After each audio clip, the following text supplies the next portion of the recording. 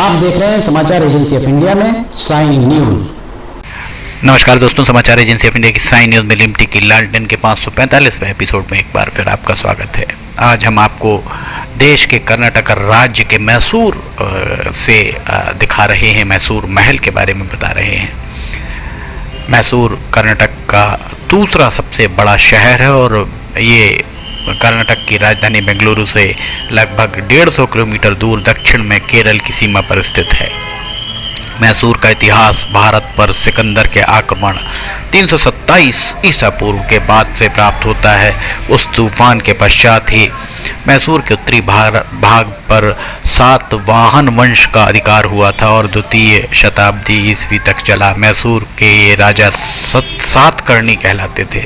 इसके बाद उत्तर पश्चिमी क्षेत्र पर कदम्ब वंश का और उत्तर पूर्वी भाग पर पल्लवों का शासन हुआ। कदम्बों की राजधानी वनवासी में, पल्लवों की कांची में थी।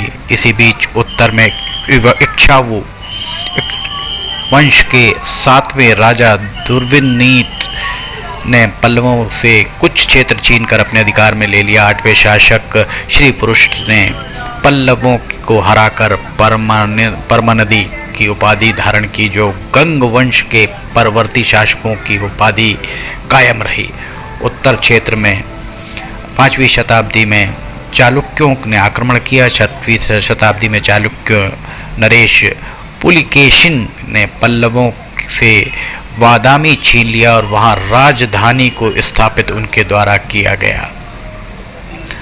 वहीं 8वीं शताब्दी के अंत में राष्ट्रकूट वंश के ध्रुव व धारावर्ष नामक राजा ने पल्लव नरेश से कर वसूल किया और गंग वंश के राजा को भी कैद कर लिया। बाद में गंग राजा को मुक्त कर दिया गया।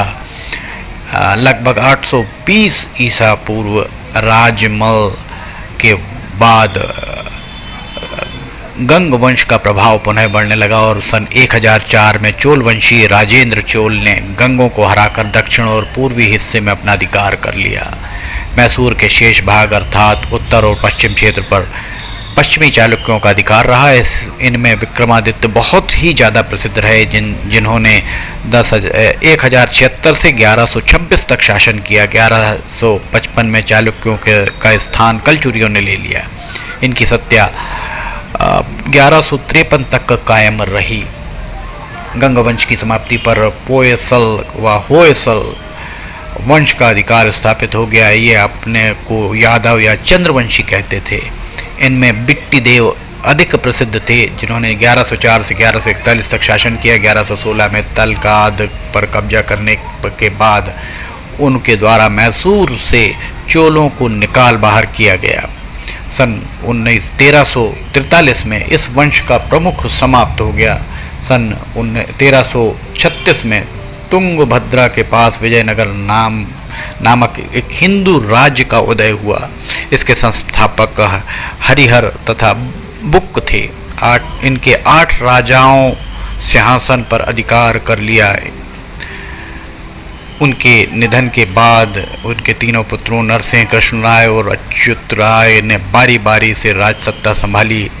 1565 में बीजापुर, गोलकुंडा आदि मुस्लिम राज्यों को सम्मिलित आक्रमण से तालीफोटा की लड़ाई में विजयनगर राज्य का अंत हो गया। 18वीं शताब्दी में मैसूर पर मुगल शासक हैदर अली ने कब्जा कर लिया।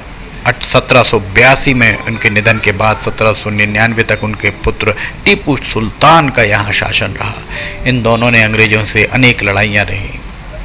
श्रीरंगपट्टनम के युद्ध में टीपू सुल्तान का निधन हो गया। उसके पश्चात मैसूर के भाग्य निर्णायक का अधिकार अंग्रेजों के द्वारा अपने हाथ में ले लिया गया, किंतु राजनीतिक स्थिति निरंतर उलझी हुई बनी रही। इसलिए 1831 में हिंदू राजा को गद्दी से उतारकर यहाँ अंग्रेज कमिश्नर नियुक्त हुआ। 1881 में हिंदू राजा चामराजेंद्र यहाँ गद्दी पर बैठे। 1894 में कलकत्ता में इनका देहांत हो गया। महारानी के संरक्षण में उनके बड़े पुत्र राजा बने और 1902 तक शासन संपत्ति पूरे अधिकार उन्हें सौंप दिए गए थे। महारानी के संरक्षण के बाद भारत के स्वतंत्र होने पर मैसूर का नाम एक पृथक राज्य के रूप में जाना लगा, जिसमें पास पास के कुछ क्षेत्र सम्मिलित कर दिए गए। भारत में अनेक राज्यों के पुनर्गठन के बाद मैसूर कर्नाटक में आ गया। मैसूर महल, ये आप जो देख रहे हैं, मैसूर महल के आकर्षण का सबसे बड़ा केंद्र मैसूर का ये महल है। मिर्जा रोड पर स्थित यह महल भारत के सबसे बड़े महलों में से एक है। इनमें मैसूर राज्य के वाड़ियार महाराजा रहते थे। जब लकड़ी का महल जल गया तब इस महल का निर्माण कराया गया। 1912 में बने इस महल का नक्शा ब्रिटिश आर्किटेक्ट हेनरी इरविन ने बनाया था। कल्याण मंडप की कांच से बनी छत, दीवारों पर लगी तस्वीरें, स्वर्णिम सिंहासन इस महल की खासियत माने जाते हैं। बहुमूल्य रत्नों से सजे इस सिंहासन को दशहरे के पर्व पर जनता को देखने के लिए खोला जाता है। इस महल की देखरेख पुरातत्व विभाग के द्वारा की जाती है। सुबह 10 बजे से शाम 5:30 बजे तक निर्धारित शुल्क यहाँ अदा करना होता है और जूते चप्पल अंदर ले जाना मना है। यहाँ कैमरा ले जाना भी मना है। महल रविवार एवं राष्ट्रीय अवकाश के दिन शाम 7 से 8 बजे तक और दशहरे के अवसर पर शाम 7 से 9 बजे तक रोशनी से जगमगाता रहता है। मैसूर का ये महल आप देख रहे हैं, कितने सुंदर यहाँ मेहराब भी दिख रही हैं। हम आपको मैसूर महल के अंदर का नज़ारा आपको दिखा रहे हैं। देखिए कितना सुंदर दिखाई दे रहा है मैसूर का ये महल।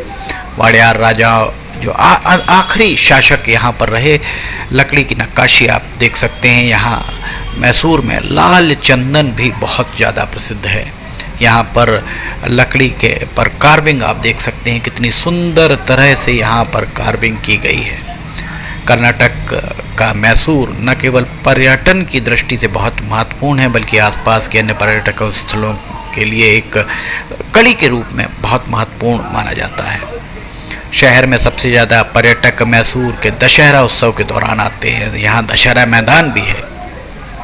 दशहरे के अवसर पर मैसूर महल और आसपास के स्थलों तथा जगमोहन पैलेस, जय लक्ष्मी विलास एवं ललिता महल काफ़ी चहल पहल और त्यौहार जैसा माहौल यहाँ पर रहता है।